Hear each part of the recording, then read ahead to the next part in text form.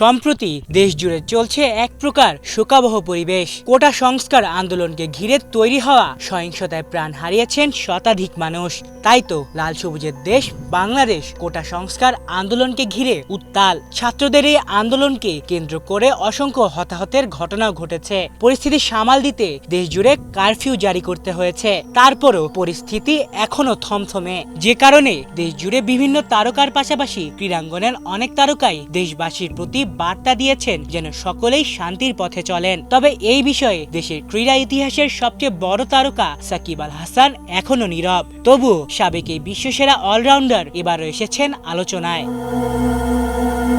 One day বিশ্বকাপের পর থেকে সদ্য শেষ হওয়া টি-20 বিশ্বকাপেও ব্যাটে বলে ব্যর্থ সাকিব। যদিও ফ্র্যাঞ্চাইজি ক্রিকেট লিগগুলোতে এখনো চাহিদার শীর্ষে তিনি, আর এই মুহূর্তে তিনি ব্যস্ত কানাডার গ্লোবাল টি-20 লিগে। এদিকে বাংলাদেশ পার করছে অস্থির সময়। এই সময়টাতেই আরেকবার বিতর্কে জড়ালেন তিনি। এবারের গ্লোবাল টি-20 লিগে সাকিব খেলছেন বাংলা টাইগার্সের হয়ে।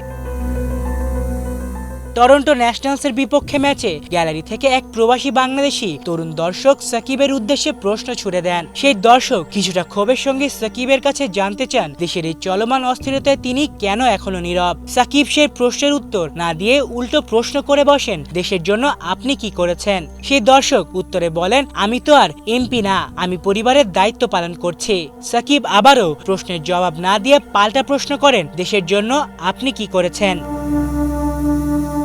এই পর্যায়ে সেই সমর্থক সাকিবকে পদত্যাগেরও আহ্বান জানান। এরপর নিরাপত্তা রক্ষীরা সাকিবকে সরিয়ে নেন। সে সময় ক্ষুব্ধ সাকিব ওই দর্শকের বিরুদ্ধে ব্যবস্থা নেওয়া সম্ভব কিনা সে সম্পর্কে নিরাপত্তা রক্ষীদের কাছে জানতে চান। আর এই ঘটনার ভিডিও ইতোমধ্যে ছড়িয়ে পড়েছে সামাজিক যোগাযোগ মাধ্যমে।